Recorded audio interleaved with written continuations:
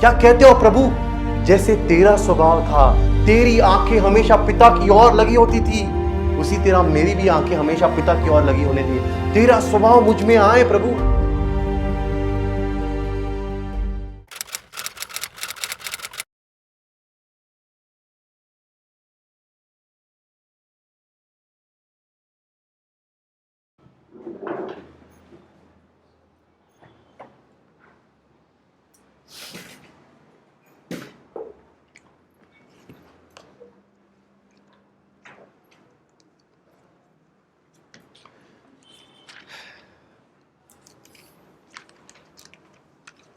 चलिए, ये समय है कि हम प्रभु के वचन में से देखें, और इसलिए मैं चाहता हूँ कि हम सब अपने अपने मनों को, अपने अपने शरीरों को तैयार कर ले।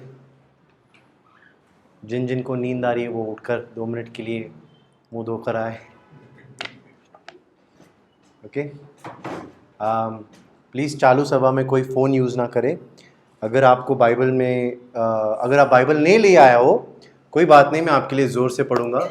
और नेक्स्ट टाइम याद रखना कि आपको बाइबल के साथ आना है, फ़ोन में नहीं, क्योंकि फ़ोन कई बार डिस्ट्रैक्ट कर देता है आपको। इसीलिए ये कुछ नियम हम इसलिए रखते हैं ताकि हम डिस्ट्रैक्ट ना हो जाए।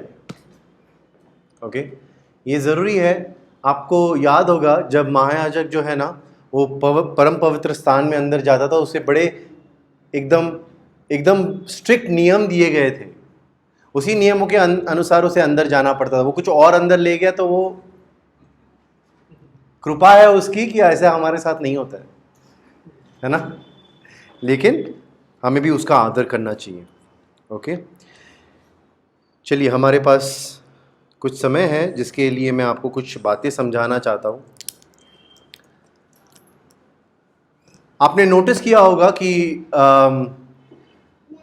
पिछले 2 हफ्ते पहले हमने एक बहुत ही इंपॉर्टेंट टीचिंग पूरी की थी। वो थी यीशु मसीह के 3 परीक्षाएं। कितने लोगों को याद है ना? 3 परीक्षाएं थे, और वो तीनों परीक्षाओं में से कुछ ना कुछ हमें वो दर्शाता है, वो हमें सिखाता है कि किस प्रकार आज हमारे जीवन में वो लागू होता है। तो अगर मैं आपसे पूछूं, फॉर एग्जाम्पल, प्रभु की पहली परीक्षा जो थी वो क्या थी? रोटी। रोटी क्या दर्शाती है? नहीं, उस परीक्षा में मैं आपको पूछना चाहता हूं कि उस परीक्षा में जब प्रभु को पूछा गया कि इस पत्थर को तू रोटी बना ले और उसे खा ले, तो क्या दिखाती है वो? हमारी निर्भरता, डिपेंडेंसी। मनुष्य पहले रोटी से जीता था, और उसका मूड, उसके जो ख्याल है, उसके जो काम करने का तरीका है, सारे रोटी पर निर्भर होता था, है ना। कभी एक दिन कभी आपने नोटिस किया है, आप काम पर हो और आपके मान लेते बीवी ने आपको घर पे से डब्बा जब भेजा है, उसमें रोटी और सब्जी कुछ आपकी नापसंद वाली है, तो उसके बाद हमारा काम कैसे होता है फिर? है ना, माइंड चेंज हो जाता है। पता है आपको, रोटी पे हम डिपेंडेंट थे, यानी कि निर्भर थे। उसी तरह प्रभु हमें सिखाने की कोशिश कर रहा था कि हमारे जीवन में ऐसे बहुत सी चीजें होती है जिसके ऊपर हम निर्भर होते हैं। तो हो सकता है कि कोई एक व्यक्ति हो, कोई एक ग्रुप हो, आपके दोस्त हो, या चाहे कुछ वस्तु ही क्यों ना हो जिसके ऊपर हम निर्भर है। जब वो हमारे साथ होती है, जब वो हमारे पास होती है तो हम खुश होते हैं, लेकिन अगर वो नहीं है तो हम दुखी हो जाते हैं, है ना। ये थी पहली परीक्षा। दूसरी परीक्षा प्रभु को क्या किया? उसने मंदिर के ऊपर वो ले गया और कहा कि ऊपर से नीचे क्या था वो परीक्षा में क्या कहने की कोशिश कर रहा था? अपने आइडेंटिटी जो है, क्यों तुझे परमेश्वर का पुत्र है ना तू, तो क्यों तुझे इतनी दुख भरी मौत तुझे सहन करनी है? क्यों क्रूस पर जाना है यीशु? यहीं पर नीचे यहां से तू छलांग मार दे, और परमेश्वर का वचन कहता है कि स्वर्गदूत तुझे उठा लेंगे, है ना तू परमेश्वर का पुत्र। कई बार हमारी आइडेंटिटी भी जो है, शैतान हमें इस तरह हमें वो डसता है या हमें कई बार उकसाता है कि हमारी आइडेंटिटी से वो खेलता है। आज दुनिया हमें क्या कहने की कोशिश कर रही है कि अपनी आइडेंटिटी बनाओ, अपनी छाप छोड़ो, अपना नाम कमाओ। प्रभु कहता है कि अपने नाम को गवाओ। बाइबल कहता है कि खुद को मार दो, कुचल दो, और मेरे पीछे हो ले, है ना। देखा है आपने इसी तरह शैतान की आज की ये जो षड्यंत्र है, उसकी जो चाल है आज भी चल रही है। लोगों को आइडेंटिटी बनानी है अपनी। बुरी बात नहीं है, लेकिन कई बार ये क्यों धोखा देती है हमें, या क्यों ये बात ज्यादा हमें उसमें सचेत होना चाहिए, क्योंकि कई बार आइडेंटिटी बनाते बनाते एक व्यक्ति प्राइड में आ जाता है। फिर हम कहते हैं तू जानता है मैं कौन हूं, है ना। और तीसरी चीज जो परीक्षा ली थी प्रभु की, उसने क्या कहा था?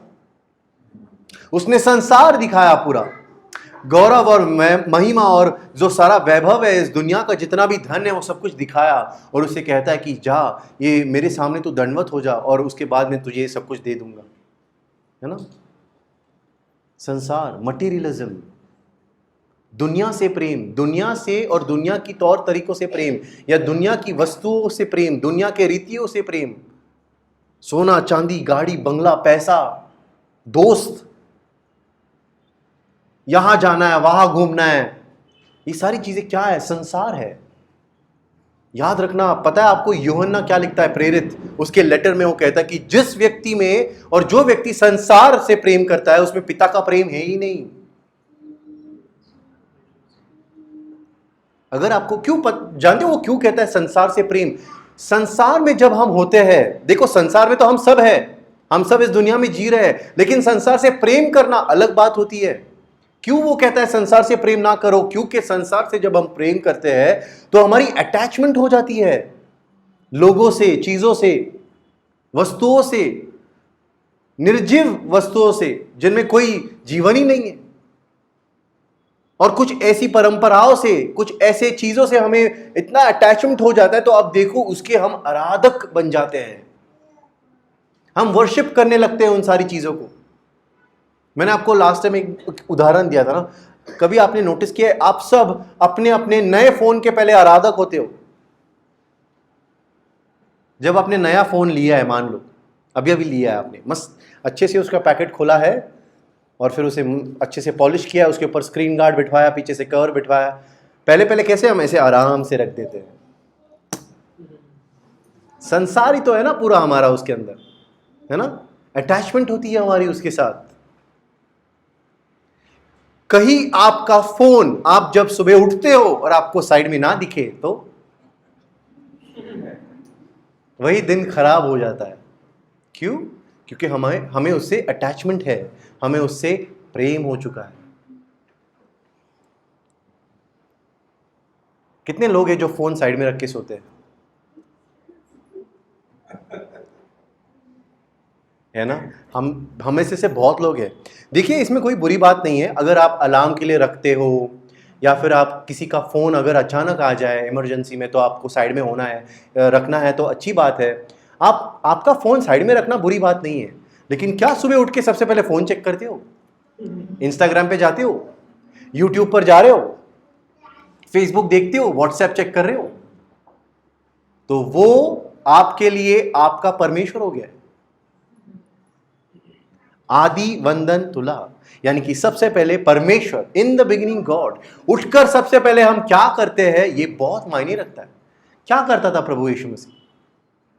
ऐसे लिखता है कि भोर में उठते ही वो चला जाता था पहाड़ पर, है ना। बाद में सेवा, पहले प्रभु की सेवा। तो इसलिए मैं आपसे कहना चाहता हूं कुछ छोटी छोटी आदतों को बदलने के लिए प्रभु के पास जाकर वो तैयारी दिखाइए। प्रभु मैं बदलना चाहता हूं, मुझे बदल प्लीज। मैं देख रोज सुबह उठ के आप ऑनेस्ट जितना बनोगे ना प्रभु के सामने, आप जितना फ्रैंक बनोगे, आप जितना प्रभु के सामने सारी चीजें जैसी की वैसी रख दोगे, मिर्च मसाला या ऐसे ही छुपाने की तरह नहीं करोगे, जैसी की तरह वैसी आप रख दोगे ना प्रभु के सामने, प्रभु आपको अनुग्रह देना शुरू कर देगा। क्योंकि वो देखता है आपकी ऑनेस्टी, और फिर आपका हार्ट ओबीडियंस के लिए। प्रभु मैं तेरी आज्ञाओं पर चलना चाहता हूं, मेरी मदद तो कर प्लीज। आप देखना कुछ दिनों बाद आप ही खुद आकर कहोगे मेरे फोन साइड में है या नहीं, मुझे कुछ फर्क नहीं पड़ता। ओके, तो यही चीज थी मटेरियलिज्म, तीसरी परीक्षा। और ये सारी परीक्षाओं में से हमने क्या सीखा कि शैतान के तीनों चाल और चलन जो है, उसके षड्यंत्र जो है वो एक ही है। उसने पहले हवा के साथ भी ऐसे ही किया था, देख फल, है ना, और वो तीनों चीजें उसने कही थी कि वो देखने में अच्छा था, खाने के लिए अच्छा था और बुद्धि पाने के लिए अच्छा लग रहा था। आंखों की अभिलाषा, इस शरीर की अभिलाषा और जीविका का घमंड, प्राइड ऑफ लाइफ, है ना। ये तीनों चीजों की परीक्षा आज भी हमारे साथ ही होती है। सेम शरीर में शायद हमारी वो परीक्षा लेगा, आंखों के द्वारा हमारी वो परीक्षा लेगा, अभिलाषा, और कई बार जीविका का घमंड, प्राइड। अरे तू है ना परमेश्वर का पुत्र, तो लगा चला। ओके, मैं सिर्फ आपको याद दिलाना चाहता हूं, क्योंकि क्यों, पतरस से मैंने एक बात सीखी हाल ही में। वो क्या कहता है कि मैं आपको वही चीजें बताने वाला हूं बार बार बार बार, जब तक इस डेरे में हूं तब तक वही चीजें बताऊंगा आपको, रिपीट पर। तो मैंने भी ये बात सीखी है पतरस से, मैंने कहा है मैं भी वही कहूंगा बार बार, रिपीट पर। क्यों? मैं नहीं चाहता हम जो मसीह में हैं शैतान की सेवा करें या उसकी चाल में हम आकर गिर जाए। अरे उसे हराओ, वर्ड को कन्फेस करो, है ना, भागेगा वो। आइए आज का वचन शुरू करें। मैं चाहता हूं कि हम सब दूसरा पतरस खोलें। We will all open 2 Peter, दूसरा पतरस उसका पहला अध्याय।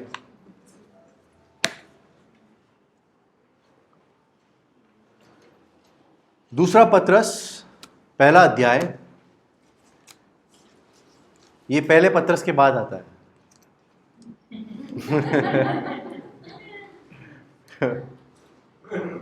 ओके, दूसरा पतरस उसका पहला अध्याय, और मैं चाहता हूं कि हम सब मिलकर उसका तीसरा और चौथा वचन पढ़ें, वर्ड नंबर 3 और 4। आइए मैं आपके लिए पढ़ रहा हूं। पतरस कहता है कि क्योंकि उसकी ईश्वरीय सामर्थ ने सब कुछ जो जीवन और भक्ति से संबंध रखता है हमें उसी की पहचान के द्वारा दिया है, जिसने हमें अपनी ही महिमा और सद्गुण के अनुसार बुलाया है, जिनके द्वारा उसने हमें बहुमूल्य और बहुत ही बड़ी प्रतिज्ञाएं दी है। क्यों? ताकि इनके द्वारा तुम उस सड़ाहट से छूटकर जो संसार में बुरी अभिलाषाओं से होती है, ईश्वरीय स्वभाव के सहभागी हो जाओ।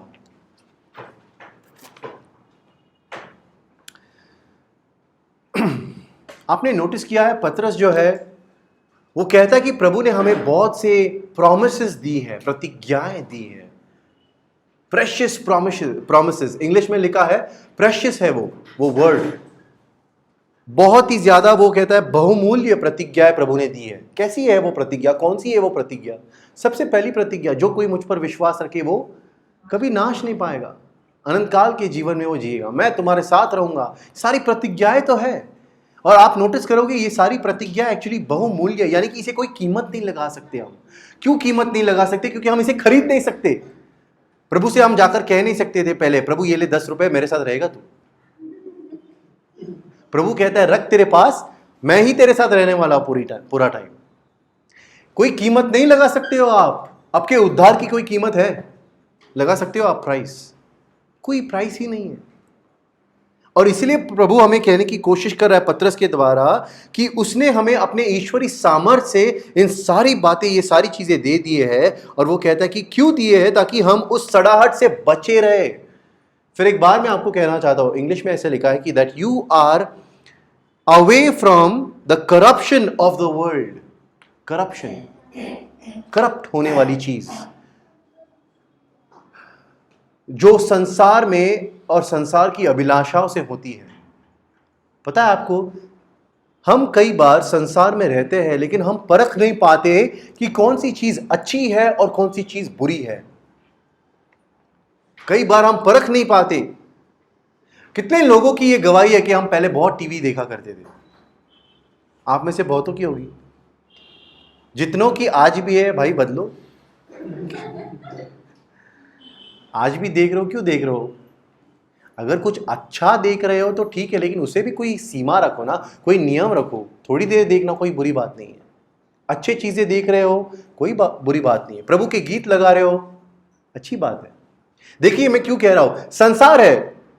टीवी जो है हमारे लिए एक संसार है। संसार में का एक ऐसी वस्तु है। हमें क्या पता था ये बुरी है या अच्छी है? पता था पहले?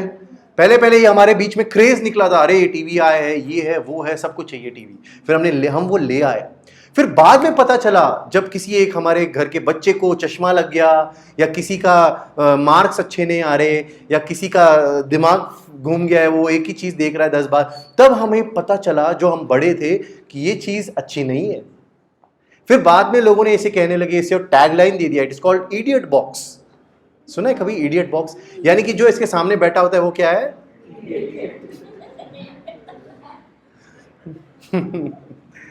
क्यों? वो कह रहा है तू अरे अपना समय बर्बाद कर रहा है। ओके, देखो लोगों को बाद में ये समझ आई कि अरे एक तो ये संसार है, इससे कुछ अच्छी बातें हमें मिलती है शायद, लेकिन कुछ समय के बाद शायद हम बुरी बातें भी उसमें आ जाते हैं, और बुरी बातों में अगर हम पढ़ते हैं तो कई बार वो हमारे लिए ज्यादा नुकसान के लिए एक कारण ठहरते हैं। उसी तरह प्रभु हमें कहने की कोशिश कर रहा है पत्रस से कि जब हमें उसने वो आज्ञाएं दी, वो प्रतिज्ञाएं दी, तो क्यों दी? ताकि हम इस संसार की सड़ाहट से बच सके। संसार में जो कुछ भी चीजें हैं हम उसे परख सके। देखो कितना अच्छा है, कितने ज्यादा लिमिट में हम कर सकते हैं इसे। अगर ज्यादा हो रहा है तो बुरी बात है। फॉर एग्जाम्पल, क्या आपको पता है आपके जीवन के लिए प्रभु ने अनाज दिया है ना? हमारे सबके जीवन के लिए प्रभु ने यहां पर इस धरती पर अनाज और खाना होगा, ये वो हमारे लिए देता है, बीज देता है वो। आपको पता है ये शरीर के लिए हमारे अच्छा होता है। जब आप रोटी खाते हो, जब आप सब्जी खाते हो, जब आप कुछ अच्छा खाना खाते हो, तो क्यों खाते हैं हम? क्योंकि वो हमारे शरीर के लिए अच्छा होता है। लेकिन क्या आपको पता है वही चीज अगर आप ज्यादा खाओगे तो वो पाप होता है। सुना है कभी ये पाप? ग्लूटनी के विषय में सुना है कभी? है ना? Eating too much is wrong. ज्यादा खाओगे तो ये पाप होता है। ब्रदर संडे को क्यों ऐसे प्रचार कर रहे? बहुतों की बिरयानी होगी शायद घर पे, या नॉनवेज का दिन है शायद, है ना? क्यों? पता है आपको कई बार क्यों हमें ये समझना जरूरी है कि अगर हम शरीर को भी वो डिसिप्लिन में ना ले आए, या हम उसे वो समझाएं नहीं कि भाई इतना ठीक है, ज्यादा करोगे तो क्यों ये बुरी बात है, क्यों बाइबल इसे पाप बताती है? क्योंकि आपको पता है हम अपने आप के आराधक बन जाते हैं। We are worshipping the flash. आप किसकी आराधना कर रहे हो? आपके शरीर की। मुझे ये पसंद है तो मैं वो ही खाऊंगा, ये नहीं मिला तो मेरा मूड खराब। होता है ऐसे, है ना? तो क्या हमें जय प्राप्त हुआ है? क्या हम प्रभु से कहते हैं प्रभु मुझे देना वो अनुग्रह कि अगर मेरे पास कुछ हो या ना हो मैं फिर भी आनंदित रहूं, जो मेरे सामने रखा जाए मैं उसे बड़े आदर के साथ खाऊं, मैं धन्यवाद के साथ खाऊं, और मैं इस डिसिप्लिन में खाऊं कि कहीं ऐसा ना हो जाए मैं ज्यादा खाते खाते मैं अपने शरीर की डिसिप्लिन को छोड़ दूं, जिससे हो सकता है मेरी प्रार्थना के जीवन पर असर छोड़े। नोटिस किया आपने, अगर आप ज्यादा खा रहे हो तो आप दुआ में ज्यादा देर नहीं बैठ पाओगे। पहले की कलीसिया पूरी दिन बैठा करती थी, आप बैठ पाओगे यहां पर? मैं आपको एक सच बात बताऊं, 15 मिनट के बाद आप में से यहां पर 60% लोग अपनी घड़ी देखोगे। कैसे ना कैसे आपको लगता है मुझे नहीं पता चलता है, मुझे पता चलता है। क्यों कह रहा हूं मैं? ये कोई गलत बात नहीं है, ठीक है आप देख रहे हो, लेकिन पता है क्यों? हमारा शरीर साथ नहीं दे रहा। You know we can not sit in prayer. क्या आप कब लास्ट था जब आप 3 घंटे रूम से बाहर ही नहीं आए और लोग हैरान हो गए क्या कर रहा है ये अंदर? और जब आप अंदर आए, बाहर आए, बड़े शांति में आप आकर बैठ गए और अपने घर वालों से आप कहते हो मेरा परमेश्वर भला है। तू क्या कर रहा था अंदर? मैं दुआ कर रहा था। इतनी देर? हाँ, प्रभु से बात कर रहा था। 40 दिन तक मूसा वहां पर था, है ना? भूख लगी उसे, प्रभु की उपस्थिति में अगर वो है तो भूख लगी उसे। इसीलिए मैं कह रहा हूं कि बहुत से ऐसे पाप होते हैं, बहुत से ऐसे चीजें होती हैं जो हमें समझ में नहीं आते। तो यहां पर वो कह रहा है कि संसार की सड़ाहट से हमें बचे रहना है। It's very important. जानते हो क्यों? क्योंकि हम प्रभु की आत्मा से परख पाए कौन सी चीज सही है और कौन सी चीज गलत है। लेकिन क्या आपने नोटिस किया है, वो कहता है कि हमें प्रभु ने ये सारी प्रतिज्ञाएं दी। क्यों दी? क्यों दी है? लास्ट लाइन आप मेरे साथ फिर एक बार पढ़िए, वहां पर वो लिखता है कि इसलिए दी ताकि इनके द्वारा तुम उस सड़ाहट से छूटकर जो संसार में बुरी अभिलाषाओं से होती है, क्या ईश्वरी स्वभाव के सहभागी हो जाओ। ईश्वरी स्वभाव के सहभागी हो जाओ। ये आज का वचन है, that you become participants of the divine nature of God. है ना, आपकी इंग्लिश बाइबल में शायद ऐसा लिखा है, you become participants of the divine nature. पता है आपको उसका मीनिंग क्या है? सबसे पहली चीज हमें समझना होगा, सहभागी होना, इसका मीनिंग क्या है? जब आप सहभागी होते हो, जब हम सहभागी होते तो हम क्या कर रहे हैं? फेलोशिप में हम एक साथ बैठते हैं, हम यूनियन में आते हैं, हम एक दूसरे की बातों को सुनकर एक दूसरे से बातें सीखते हैं, समझते हैं। जब हम रोटी में सहभागी होते हैं तो क्या करते हैं? प्रभु को वो आदर देते हैं, यानी कि उसमें पार्टिसिपेट करते हैं। हम पूरे मन से, शरीर से, इच्छा से हम वहां पर आते हैं और प्रभु से कहते हैं मैं इसमें शामिल होने वाला हूं, मैं फेलोशिप में आने वाला हूं। लेकिन क्या आपने नोटिस किया यहां पर वो किस में पार्टिसिपेट होने के लिए कह रहा है? ईश्वरी स्वभाव में। आपको पता है, ऐसे 1 मिनट के लिए आप समझो, आपके खुद के इस जीवन में 2 चीजें हैं, या तो है हमारा खुद का स्वभाव और एक है परमेश्वर का स्वभाव जो उसके पवित्र आत्मा के द्वारा अंदर है। लेकिन मैं आपसे पूछना चाहता हूं, क्या हम अपने स्वभाव को त्याग कर या छोड़कर हम परमेश्वर की स्वभाव में आए हैं? क्या हम प्रभु के स्वभाव में जीवन जी रहे हैं? क्या हम उसके स्वभाव के सहभागी हो चुके हैं? क्या हम उसमें से भी पार्टिसिपेट करते हैं? बड़ी दुख की बात है ना, आज हम सबको सहभागी होना है, पार्टिसिपेट करना है। किसमें? हम सबको पार्टिसिपेट करना है आशीषों में। ब्रदर, ब्लेसिंग्स है, ब्लेसिंग्स कहां पर होने वाले? ब्लेसिंग मीटिंग है, हम आएंगे, जरूर आएंगे। ले हैंड प्रेयर होने वाली है, हम आएंगे, जरूर आएंगे। क्यों? हमें वो आशीष चाहिए ना, हमें भी सहभागी होना है, हम आएंगे, दूर से आएंगे, पता नहीं कहां से आएंगे, हम जरूर आएंगे। देखो, हम किन चीजों के लिए सहभागी होने के लिए इतने उतावले होते हैं या मेहनत करते हैं, हाथ पैर मारते हैं? आशीषों के लिए, चंगाई के लिए। कहीं पर आपको पता चले हीलिंग मीटिंग हो रही है, क्या करोगे आप? शायद आप यहां पर नहीं दिखोगे, आप शायद वहां पर होंगे, है ना? अगर आपको हीलिंग की जरूरत है किसी भी तरह की, या आप किसी को ले जा रहे हो या कोई आपको ले जा रहा है, चलो हीलिंग, हमें सहभागी होना है। हम सबको ईश्वरी स्वभाव के अलावा इन सारी चीजों में सहभागी होना है, आशीषों में और साथ में चंगाई में। दूसरी चीज आपने नोटिस की है, आप सबको वर्शिप में सहभागी होना होता है। या फिर हम कहते हैं कि आज कलीसिया में देखना मिलता है कि ब्रदर वर्शिप हमें भी करनी है, हमें भी चांस चाहिए। नो डाउट, ये अच्छी बात है, आप भी आओ, आप भी करो, प्रभु की आराधना करें। लेकिन क्या आपने नोटिस किया है कि इन सारी चीजों में कितने उतावले होते हैं हम? हमें लगता है ये भी करना है, प्रचार का मौका मिलना चाहिए, प्रार्थना का मौका मिलना चाहिए, ये सारी चीजों में हमें सहभागी होना है, पार्टिसिपेट करना है। लेकिन क्या आपको ईश्वरी स्वभाव में सहभागी होना है? होना है। प्रभु के स्वभाव में आप सहभागी होना चाहते हो? यीशु मसीह की तरह, यीशु मसीह के ही वचनों पर हमें प्रचार जरूर करना है, जरूर। लेकिन क्या हमें प्रभु के जीवन के अनुसार चलने के लिए मेहनत करनी है? शायद नहीं, या शायद हमें टाइम नहीं मिलता, या शायद हम उतनी कोशिश नहीं करते। जितनी मेहनत, मान लेते हैं कि हम प्रभु के लिए जब सेवा करने के लिए उतरते हैं ना, आशीष पाने के लिए, चंगाई पाने के लिए, या सेवा करने के लिए, प्रभु की आराधना करने के लिए, वचन सिखाने के लिए, तो आप मुझे बताइए उन सारी चीजों में हम कितनी मेहनत कर लेते हैं? क्या उतनी ही मेहनत हम यहां पर करते हैं प्रभु के जीवन को समझने के लिए और प्रभु के जीवन के अनुसार चलने के लिए? क्या हम मेहनत कर रहे हैं? प्रभु, मैं वचनों में से सीखना चाहता हूं, तेरा स्वभाव क्या है? तू किस तरह जी रहा था उन सारे 40 सालों में या 30-33 सालों में? कैसे तू लोगों के बीच में जब रहता था तब तू लोगों को बताता था इस तरह बात करो, इस तरह चलो?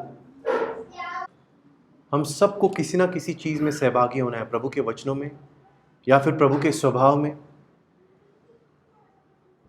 अगर आपकी मेहनत दिख रही है जब आप बाइबल पढ़ रहे हो, आप दुआ कर रहे हो, आप संगति में आ रहे हो, आप वो जोखिम उठाते हो, मेहनत कर रहे हो, संसार को छोड़ रहे हो, संसार की बुरी अभिलाषाओं को छोड़ रहे हो, तब ये बात हमें दिखाई पड़ती है, नहीं प्रभु मुझे तेरी तरह जीना है। जैसे एक व्यक्ति अगर मूवीज को जाना छोड़कर प्रभु की संगति में आ गया है, हम कह सकते हैं प्रभु के वचनों के अनुसार जीने की कोशिश कर रहा है। अगर वो अपने फोन का अभी गलत इस्तेमाल करने के बजाय ना चाहते हुए भी उन संसार की चीजों में अटके हुए जो हम कहते हैं ना, सेल्फीज निकालने में या मूवीज देखने में, उसके ऊपर वेब सीरीज देखने में, उन सारी चीजों के बजाय अगर आप अपना फोन प्रभु के गीत बजाने के लिए चलाते हो, तो आप कहने की कोशिश कर रहे हो, प्रभु मुझे तेरे वचनों पर चलना है, मुझे सहभागी होना है तेरे ईश्वरी स्वभाव में, इन दैट डिवाइन नेचर। क्यों जरूरी है? आपको पता है, पहली चीज अगर हमें सहभागी होना है तो हमें प्रभु का स्वभाव समझना पड़ेगा।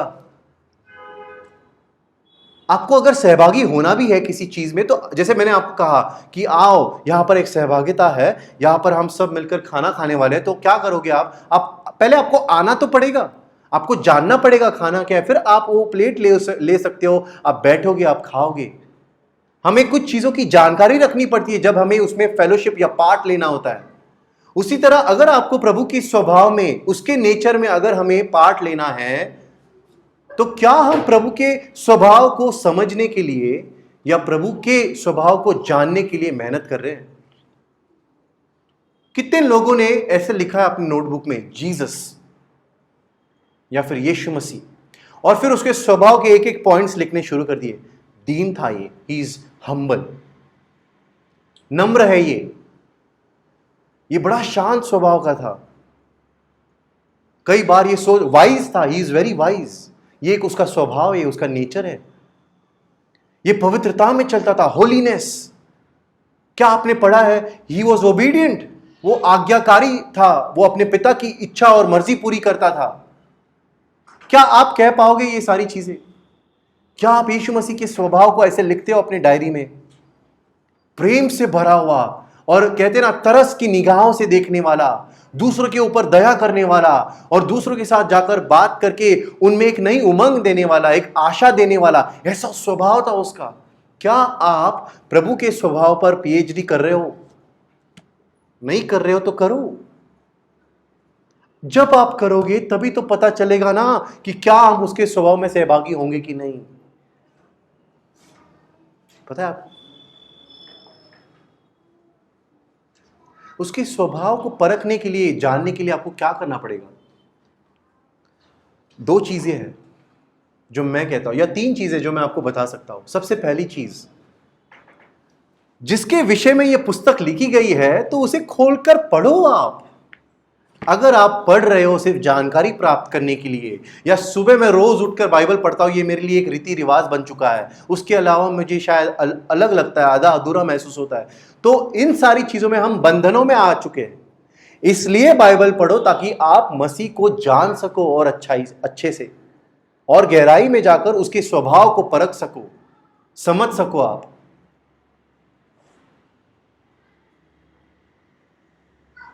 दूसरी चीज जो हम उसके साथ या उसको जानने के लिए हम कर सकते हैं, वो है दुआ में बैठो। प्रेयर लाइफ को आज बिल्कुल स्ट्रेस नहीं किया जाता चर्चेज में। पता है आपको, कलीसिया में दुआ बहुत जरूरी होती है, और आपके जीवन में भी दुआ बहुत जरूरी है। क्या कहा था प्रभु ने जब वो मंदिर में आया, जब वो लोगों को बाहर निकाल रहा था, आपको पता है उसने क्या कहा? ये मेरा पिता का घर है, और क्या लिखा है? मेरे पिता का घर प्रार्थना का घर होगा। पढ़ के देखो आप, मत्ती में लिखा है, it is written isn't it, he says कि my house will be called a house of prayer. मेरा घर प्रार्थना का घर कहलाया जाएगा। उस मंदिर में अगर दुआई नहीं हो रही है तो क्या उपयोग है उसका? उसी तरह इस मंदिर में दुआई नहीं हो रही है तो क्या महत्व है इसका? है ना? आप सबके जीवन में पवित्र आत्मा है, प्रभु की उपस्थिति रह रही है। अगर आप दुआ ही नहीं कर पा रहे हो, या आप दुआ अपने इच्छाओं के अनुसार कर रहे हो, तो आप मुझे बताइए कि क्या हम प्रभु को वो आदर दे रहे हैं? इस प्रार्थना के घर में क्या सच में प्रार्थना हो रही है? जब आप प्रार्थना करोगे तब आप उसके साथ क्या कर रहे हो? फेलोशिप टाइम बिता रहे हो, है ना? और आपने नोटिस किया है, कभी जिंदगी में आपके साथ शायद कभी होगा, बचपन में अगर एक हमारे बच्चे कभी किसी दोस्तों के साथ घूमते फिरते थे, तो अगर उनके ग्रुप में अगर एक टपोरी बच्चा आ जाए, सॉरी मैं ये वर्ड यूज़ कर रहा हूँ, लेकिन थोड़ा सा ऐसा बच्चा आ गया जिसकी बात करने का ढंग अलग है, तो क्या आपने नोटिस किया हमारे बच्चों की भी बात करने का तरीका वैसे हो जाता था? आपके ऑफिस में या आपके घरों में शायद कोई एक ऐसा आदमी आ जाए जो बहुत प्रेस्टीज रखता है, ऑनर रखता है, तो कई बार आप देखोगे कि हम भी उसकी तरह कुछ चीजें करने की कोशिश करते हैं, जैसे वो बैठा है, जैसे वो चल रहा है। कब होता है ये? जब आप उसके साथ ज्यादा संगति करते हो तब, है ना? उसी तरह जब आप यीशु मसीह की तरह ज्यादा कि उसके साथ जब हम ज्यादा संगति करेंगे, ज्यादा समय बिताएंगे उसके साथ दुआ में, तब हम उसकी तरह बनते चले जाएंगे, तब उसका स्वभाव हमारे सामने प्रकट होते जाएगा और हम उसकी तरह बनेंगे। और तीसरी चीज, जब हम प्रभु के स्वभाव को पहचान सकते, वो है उसकी कलीसिया में। जब हम फेलोशिप में आते हैं, हम सहभागिता में आते हैं, हम प्रभु की प्रशंसा करते हैं, आदर करते हैं। देखो कितने तो ऐसे चीजें हैं, कितने तो ऐसे प्रभु के गुण हैं जो हमें गीतों के द्वारा पता चलते हैं। यीशु नाम में है चंगाई, यीशु नाम में रिहाई। किसे पता था पहले? बाइबल में पढ़ा है आपने? नहीं, लेकिन कई बार प्रभु के गीतों से या हम आराधना से हमें पता चलता है, संगति में पता चलता है, हाँ वो छुटकारा करने वाला है, वो रिहाई देने वाला है, वो आशीष देने वाला परमेश्वर है। उसके स्वभाव को हम पहचानते हैं। अगर हम प्रभु के साथ संगति करेंगे इन तीनों जरियों के द्वारा, एटलीस्ट हम प्रभु की पहचान ठीक से कर पाएंगे और फिर हम उसके स्वभाव में चल पाएंगे, जब हम आत्मा के अनुसार चल रहे हैं। अब ये क्यों जरूरी है?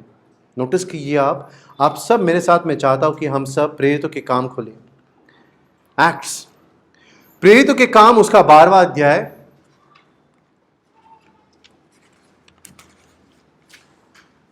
नए नियम में से प्रेरितों के काम, उसका 12वां अध्याय।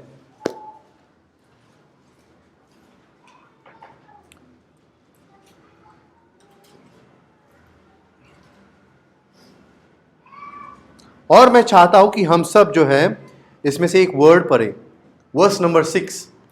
प्रेरितों के काम 12वां अध्याय और उसका वर्स नंबर 6। वर्स नंबर 6 देखिए, इसमें क्या लिखा है कि जब हेरोदेस उसे लोगों के सामने लाने को था, उसी रात पतरस 2 जंजीरों से बंधा हुआ 2 सिपाहियों के बीच में सो रहा था और पहरू द्वार पर बंदीगृह के रखवाली कर रहे थे। अब मैं चाहता हूं आप प्लीज ध्यान दीजिए, ये वो दिन था जब सारे प्रेरित जो थे वो एक सताव में से गुजर रहे थे। प्रभु यीशु मसीह जो है, प्रेरितों के काम उसके पहले अध्याय में हम पढ़ते हैं कि वो स्वर्ग में उठा लिए गए, वो विराजमान हो गए परमेश्वर पिता के दाहिनी ओर। और आपको पता है उसके बाद ऐसे लिखा कि सारे प्रेरित मिलकर वो दुआ कर रहे थे। 10 दिन के बाद उनके ऊपर पवित्र आत्मा का अभिषेक हुआ। और जब आपको पता है उसके बाद वो मिनिस्ट्री के लिए उतरे, जब वो प्रभु की सेवा के लिए उतरे, तो उनके ऊपर एक ऐसा अभिषेक दिखाई पड़ता था कि जो चीजें वो पहले करते थे अब वो वैसे नहीं कर रहे। पतरस और यूहन्ना कई बार जो लड़ते थे, अब वो दोनों मिलकर एक साथ प्रभु की सेवा कर रहे हैं। आपने चेंजेस नोटिस किए उनके जीवन में? अब इसी तरह क्या हुआ कि जब वो प्रचार ही कर रहे थे, तो हेरोदेस और बहुत से बाकी रोमी जो रोम की सरकार थी, उन्हें ये बात हजम नहीं हो रही थी, उन्हें ये बात पसंद नहीं आ रही थी। तो वो सारे मिलकर मसीह के लोगों की या प्रेरितों की वो विरोध करने लग गए। वो सताव ले आए उनके ऊपर, उन्हें जेल में डालने लग गए। और उसी तरह 12वें अध्याय के अगर आप पहले वचन से आप पढ़ोगे तो उसमें आप पढ़ पाओगे कि सबसे पहला प्रेरित जो मारा गया था प्रभु यीशु मसीह के लिए, वो था याकूब। उन 12 चेलों में से जो सबसे पहला मारा गया था वो था याकूब। ये याकूब कौन सा याकूब है? ये ना ही आपके पुराने नियम में का याकूब है, इसहाक का पुत्र, वो नहीं है। ये नए नियम में का याकूब है। तो कौन सा है? क्या ये वो याकूब है जिसने हमें बाइबल में एक याकूब की पत्री दी है, जेम्स का लेटर दिया है? नहीं, ये वो याकूब भी नहीं है। वो याकूब तो परमेश्वर यीशु मसीह का भाई था। जिसने जेम्स का लेटर लिखा है ना आपके बाइबल में, वो यीशु मसीह का भाई है। तो फिर ये याकूब कौन है जो यहां पर मारा गया 12 चेलों में से? वो है यूहन्ना प्रेरित का भाई, जब्दी का पुत्र। जब्दी के 2 पुत्र थे, एक यूहन्ना और उसका भाई याकूब। ये वो याकूब है जो प्रभु के 12 चेलों में से एक था। और आपको पता है, इसे इंग्लिश में जेम्स कहते हैं। इसे मारा गया था। हेरोदेस जो राजा है, यहूदियों का राजा, उसने उन्हें पकड़ा, और उसने जब उसे पकड़वाया तो उसने देखा कि यहूदियों में ऐसी कौन सी चीज है जिससे इन्हें आनंद होगा, जिससे ये थोड़ा खुश हो जाएंगे, क्योंकि ये इनका राजा था। हेरोदेस यहूदियों का राजा था। जब उसे पता चला कि ये सारे यीशु मसीह और उनके चेलों का विरोध कर रहे हैं, तो जानते हो क्या किया? हेरोदेस ने कहा, आओ याकूब को ले आओ, और पूछा सारे लोगों से, क्या करूं इसका? उन सारे लोगों ने कहा, इसे मार दो, जैसे यीशु मसीह को मारा है इसे भी मार दो। तब हेरोदेस ने उसे तलवार से मारा था। आपको पता है, उसके बाद जब हेरोदेस राजा को यह बात अच्छी लगी, अच्छा मैं लोगों में लोक प्रसिद्ध हो रहा हूं, यहूदी लोगों में मेरी इज्जत बढ़ रही है, उन्हें अच्छी लगी है मेरी बात, क्योंकि उन्होंने मेरे लिए वाहवाही और ताली बजाई, क्या न्याय किया है इसने, वाह अमेजिंग है ये राजा हमारा। तब आपको पता है उसने दूसरी चीज क्या की? अब मैं याकूब के भाई या बाकी लोगों को नहीं, मैं इनके लीडर को पकड़ूंगा, और वो था पतरस। उसने पतरस को पकड़ा, और पतरस को पकड़वाने के बाद जानते हो उसने क्या किया? अब वो इसी उम्मीद में था कि अगले दिन मैं सारे लोगों के बीच में, यहूदियों के बीच में फिर एक बार मैं पूछने वाला हूं पतरस का क्या करे। और पतरस, हेरोदेस और सारे यहूदी सब जानते थे कि उनका क्या उत्तर होने वाला है। जैसे याकूब का हाल किया है उसी तरह इसे भी मार दे, है ना? और पतरस उस रात उस जेल में था हेरोदेस के, जहां पर वो दो सूबेदारों के बीच में या दो सोल्जर्स के बीच में जंजीरों में बंधा हुआ, वहां पर जेल में एक रात बिताने वाला था। अगले दिन उसका न्याय था। तब ऐसे लिखा है उसमें कि सारी कलीसिया मिलकर दुआ करने लग गई। रात भर वो लोग दुआ करने लग गए। और आपको पता है, जब वो दुआ कर ही रहे थे, तब ऐसे लिखा है कि अचानक से ऐसे लिखा है कि पतरस उस घर के बाहर आकर दरवाजा खटखटाता है और कहता है कि अरे मैं आया हूं। तब एक बच्ची उस कलीसिया में कहती कि अरे पतरस आया है। तो देखिए, वो जब आकर बताती है कलीसिया को कि जिसके लिए हम दुआ कर रहे हैं ना, वो आ गया है दरवाजे पे। तो क्या कहते हैं लोग? उसमें लिखा है कि उसने उसका विश्वास नहीं किया। कलीसिया ने उस बच्ची का विश्वास ही नहीं किया।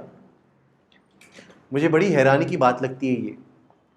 देखिए, पूरी कलीसिया पतरस के छुड़ाए जाने के लिए दुआ कर रही थी। अब वो आ चुका है, फिर भी विश्वास नहीं कर रहे, है ना?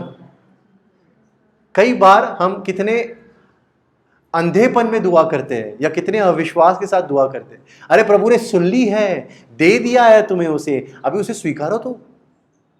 वो कहते नहीं नहीं, पतरस नहीं कोई और होगा, इतने सुबह कौन आएगा? पतरस था। फिर पतरस अंदर आता है और कहता है कि आपको पता है क्या हुआ?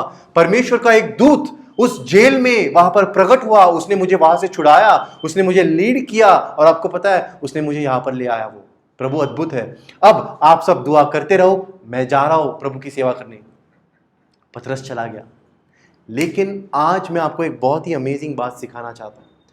नोटिस कीजिए, उसमें ऐसे लिखा है, जो हमने वर्स पढ़ा है ना, वर्स नंबर 6, इसलिए मैंने खास आपको पूरी स्टोरी में से सिर्फ एक ही वचन पढ़वाया है, उसका वर्स नंबर 6। उसमें ऐसे लिखा है कि जब हेरोदेस ने उसे लोगों के सामने लाने को ही था, अगले दिन उसे न्याय ही देने वाला था, उसी रात, यानी कि पतरस को पता है अगले दिन मेरा वध होने वाला है, पतरस को पता है अगले दिन मेरा न्याय होने वाला है, हेरोदेस मुझे सामने रखने वाला है, सबको पता है कि क्या न्याय मिलने वाला है। ये लोग तो बोलने वाले इसे भी मार दो, इसे पता था कल मेरा डेथ सेंटेंस है ना?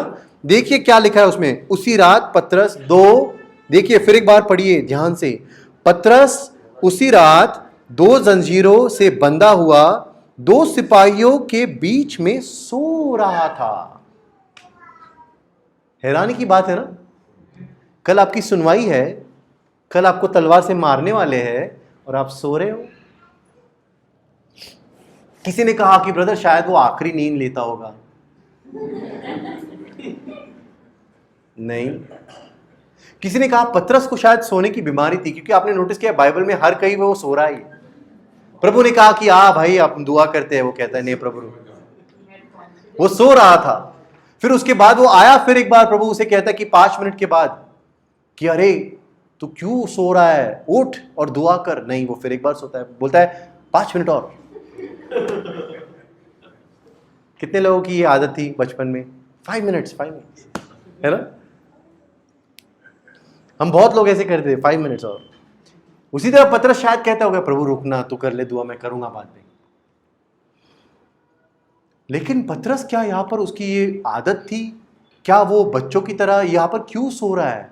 क्यों? उसे पता है अगले दिन उसका न्याय है, उसे तलवार से मारने वाले हैं, क्यों सो रहा है वो? आप कह रहे हो विश्वास नहीं। मैं भी विश्वास करता हूं कि हाँ, विश्वास तो है उसमें, ऑब्वियसली। उसी के ऊपर, उसी विश्वास के ऊपर तो चट्टान कहा है उसे। कौन सी चीज थी जिसके ऊपर पतरस एक्चुअली अपने पूरे मन से निर्भर था? उसे पता था कल तो मेरा डेथ सेंटेंस हो ही नहीं सकता, पॉसिबल ही नहीं है। हेरोदेस तो शायद कौन सी और दुनिया में जी रहा है।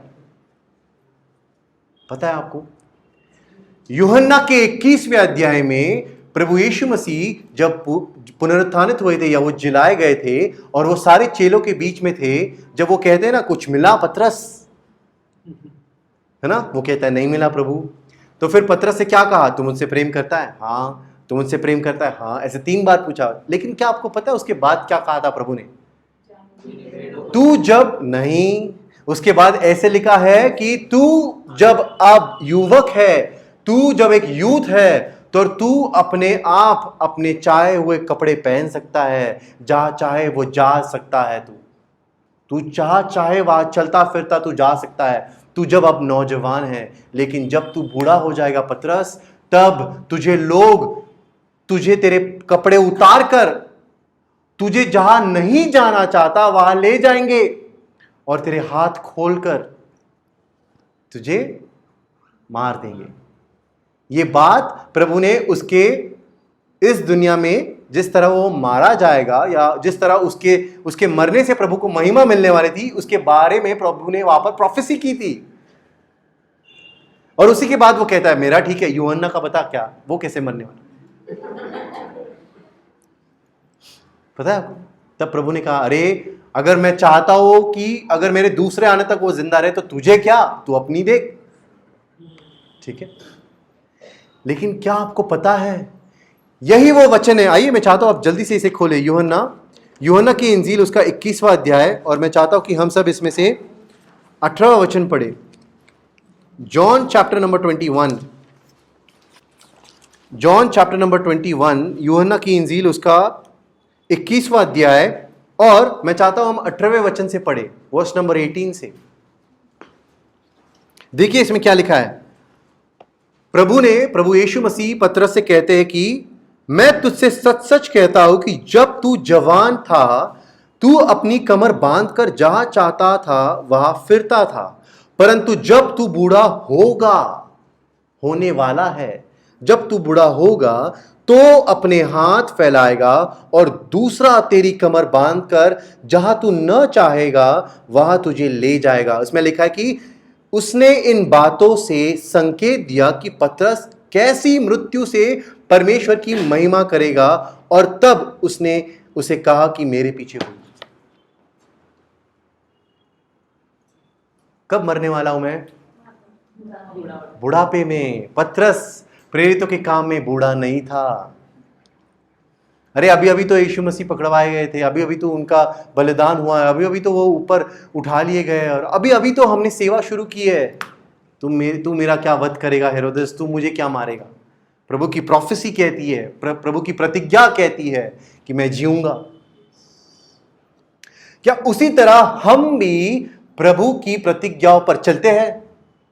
कहते हैं अपने परेशानियों को या अपने परिस्थितियों को, तू मेरे क्या बिगाड़ सकती है? या फिर ये जो परिस्थिति सामने खड़ी हो चुकी है, ये जो कठिन परिस्थिति सिचुएशन हमारे सामने आ गई है, क्या आप उससे बात करते हो? क्या आप अपने पहाड़ों से कहते हो चल हट यहां से? प्रभु ने मुझसे वाचा बांधी है, प्रभु ने मुझसे प्रतिज्ञा की है। जब आपको डिप्रेशन सताए, एंजाइटी सताए, स्ट्रेस सताए, क्या आप खड़े होकर कहते हो उसके मार खाने से मुझे चंगाई मिली है? क्या आप कहते हो कि घर पे शायद आपके खाना नहीं है, शायद आपको किसी चीज की कमी है? क्या आप कहते हो मैं उस राजा का राजपुत्र हूं? अरे मैं एक प्रिंस हूं, मैं एक प्रिंसेस हूं, वो मेरा राजा है। कैसे रहते हैं राजकुमार? वो मुझे ऐसे ही रखेगा, वो मेरी हर जरूरत को पूरा करेगा। क्या आप ऐसे विश्वास के साथ जी रहे हो जैसे पतरस जी रहा था? उसे पता था कोई मुझे नहीं मार सकता, वो बड़े कॉन्फिडेंस में सो रहा था। लेकिन अब मैं आपको ऐसी चीज बताने वाला हूं जो शायद हमने कभी नोटिस नहीं की थी। हाँ, मैं मानता हूं कि उसे कॉन्फिडेंस था, मैं मानता हूं उसे विश्वास था, मैं मानता हूं कि उसे वो वचन याद आया होगा जो प्रभु ने उसे कहा था कि तू बुढ़ापे में मारा जाएगा। लेकिन आपको एक बात मैं बताना चाहता हूं, प्रभु का एक स्वभाव पतरस में दिखाई पड़ता है। कौन सा स्वभाव ब्रदर? सोने का। सोने का, नींद में सोने का। आपने नोटिस किया है जब उस नाव में से जा रहे थे सारे और अचानक से एक तूफान आया, तब पतरस और सारे चेले मिलकर कहते कि प्रभु क्या तुझे कोई समझ नहीं है, तुझे कुछ दिखता नहीं है, हम लोग शायद डूब मरेंगे। यीशु मसीह ने कहा यहां पर मेरी मौत हो ही नहीं सकती, मेरी मौत के लिए वो क्रूस अब तैयार हो रहा है, वहां जाकर मैं पिता की इच्छा पूरी करूंगा। और वो शांति से सो रहा था। उसी तरह पतरस उसी स्वभाव में, कामनेस, शांति को पकड़े हुए, संयम में, स्थिर मन के साथ, विश्वास के साथ, आनंद के साथ घोड़े बेचकर सो रहा। नोटिस करो आप, जंजीरों में 2 सिपाही है आजू बाजू में उसके, वो सो रहा है। सबसे हैरानी की बात आप देखोगे उसमें ऐसे लिखा है कि जब वो सो रहा था तब प्रभु का एक दूत वहां पर जब प्रकट हुआ ना, तो उसकी लाइट, उसकी जो महिमा है, उसका जो प्रकाश है, उसकी ज्योति वहां पर चमकी। पढ़ के देखना प्रेरितों के काम में, ऐसे लिखा है कि प्रभु की ज्योति वहां पर चमकी और फिर भी पतरस सो रहा था। जैसे मान लेते हैं हम सब सो रहे हैं और हमारे भाई या बहन घर आते हैं जब, और हम सो रहे हैं गहरी नींद में और जोर से लाइट चालू कर देते और पूरी लाइट जब चमकती है हमारी नींद खराब होगी ना। फिर भी पतरस सो रहा था। इसमें तो ऐसे लिखा है कि उस स्वर्गदूत ने पतरस को ऐसे मारकर उसे उठाया, भाई उठ जा अब तो चल। नोटिस किया आपने? क्या यीशु मसीह का स्वभाव हम में आ रहा है? परेशानियों में स्थिर रहना, शांत रहना, सोना।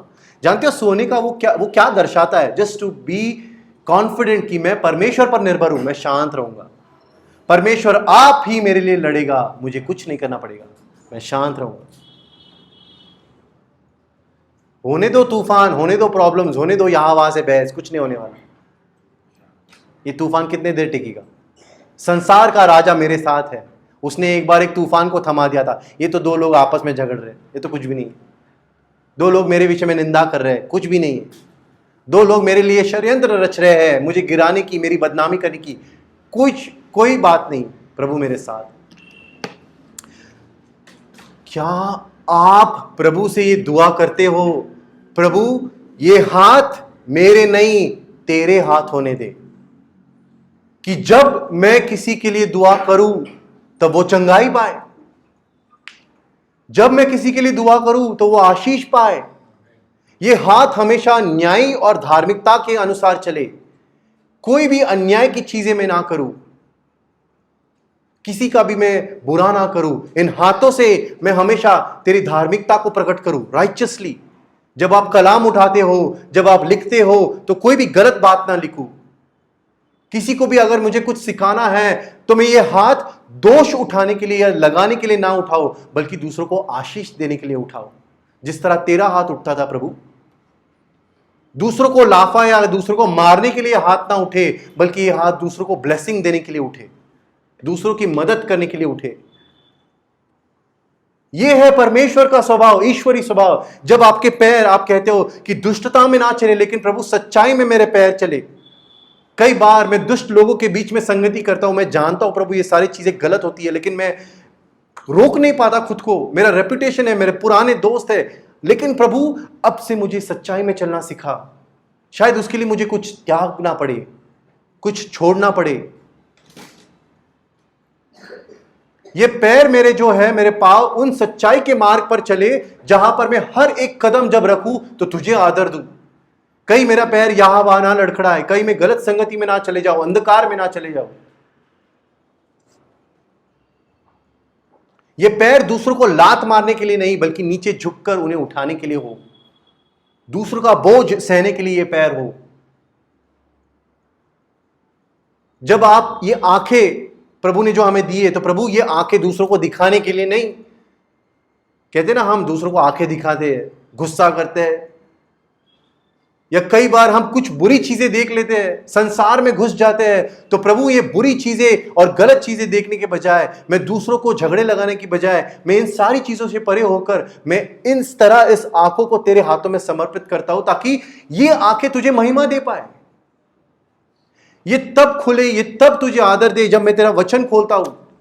क्या कहा प्रभु ने? तुम्हारी आंख तुम्हारे जीव और तुम्हारे प्राण की खिड़की है। जो जिसे तुम अंदर जाने दोगे, जिस चीज को तुम अंदर जाने दोगे, वही तुम्हारे अंदर बसेगा। अगर आप अंधकार देखोगे, बुरी चीजें देखोगे, तो अंधकार ही अंदर जाने वाला है। वचन खोलोगे तो परमेश्वर की ज्योति अंदर जाएगी। क्या कहते हो प्रभु? जैसे तेरा स्वभाव था, तेरी आंखें हमेशा पिता की ओर लगी होती थी, उसी तरह मेरी भी आंखें हमेशा पिता की ओर लगी होने दे। तेरा स्वभाव मुझ में आए प्रभु। ये जुबान जब कभी मैं मुंह खोलूं तो दूसरों को उत्तेजन देने के लिए खोलूं, दूसरों को उठाने के लिए खोलूं, दूसरों को नाम रखने के लिए नहीं, दूसरे की निंदा करने के लिए नहीं, दूसरों को दोष लगाने के लिए नहीं, जुबान से मैं दूसरे की हत्या करने के लिए नहीं, झगड़े करने के लिए नहीं, बल्कि तुझे आदर देने के लिए मेरी जुबान का इस्तेमाल कर। तेरी महिमा और स्तुति के गीत गाने के लिए इस जुबान का इस्तेमाल कर। अविश्वास के बोल बोलने के लिए नहीं, बल्कि विश्वास के बोल बोलने के लिए ये मेरी जुबान का तू इस्तेमाल कर। क्या आप कहते हो प्रभु, ये कान जो तूने मुझे दिए हैं निंदा सुनने के लिए या गॉसिप सुनने के लिए नहीं होने चाहिए प्रभु। तेरी वाणी सुन पाऊं मैं। जब तू विस्पर भी करे ना, तू एकदम धीमी आवाज से भी बोले ना, वो मैं इन कानों से सुन पाऊं। जिस तरह पौल सुन पाता था, पतरस सुन पाता था, प्रभु मैं क्यों नहीं सुन पा रहा हूं? क्या कहते हो प्रभु से? गलत चीजें सुनने के बजाय टीवी पे जो चलती है हंसी मजाक, दूसरों का मजाक, इन सारी चीजों को छोड़कर तेरे गीत सुनूं मैं, तेरे वचनों को लगाऊं और उन्हें सुनूं मैं। धार्मिक लोगों के बीच में बैठकर, परमेश्वर का भय रखने वाले ऐसे लोगों के बीच में बैठकर तेरी वाणी सुनूं मैं, तेरे वचन को सुनूं मैं। क्या आप कह रहे हो ये सारी चीजें प्रभु को समर्पित कर रहे हो? अपने अंग का हर एक शरीर का एक भाग, एक पार्ट आप दे रहे हो प्रभु को। ये तेरे स्वभाव में आए। जैसे यीशु मसीह की आंखें होती थी, वैसे मेरी आंखें होनी चाहिए। जैसे यीशु मसीह के कान थे, वैसे मेरे कान काम करने चाहिए। जैसे उसके पैर चलते थे, उसी तरह मेरे भी पैर चले धार्मिकता में। जैसे उसका हृदय था प्रभु के लिए, पिता के लिए, उसी तरह मेरा हृदय भी हो। एक मांस और लहू से बहने वाला, एक कठोर दिल पत्थर का हृदय नहीं, सेंसिटिव, प्रभु की इच्छा पूरी करने वाला हृदय, आत्मा में चलने के लिए उत्सुक एक ऐसा हृदय, दूसरों से प्रेम करने वाला हृदय, तरस से देखने वाला हृदय, कंपैशन से भरा हुआ हृदय। इसमें छल कपट और दुष्टाई ये सारी चीजें ना हो तो ये प्रभु, मैं तेरे लोगों के लिए, दूसरों के लिए प्रेम से इस हृदय को भरूं।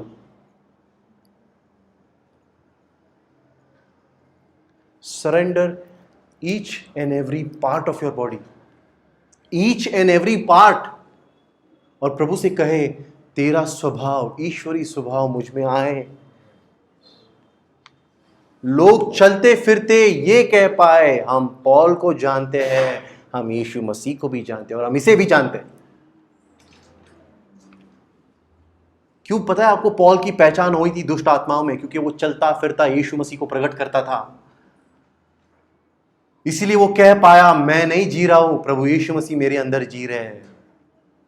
वही कॉन्फिडेंस, वही हमारे अंदर फेथ, वही एक कहते ना विश्वास के साथ हम भी कह पाए, अब मैं नहीं जी रहा हूं, अब मुझ में मेरे खुद का जीवन नहीं है, प्रथम या फिर प्रसाद या प्रणीत का स्वभाव है ही नहीं। क्राइस्ट जीसस लिव्स इन मी। और ये बात मैं मुंह से कहने के बजाय लोग खुद मेरे बारे में ये कहे। क्या हम ये करना चाहते हैं? इसीलिए तो प्रभु ने हमें बुलाया है, ताकि हम उसके ईश्वरी स्वभाव में सहभागी हो जाएं।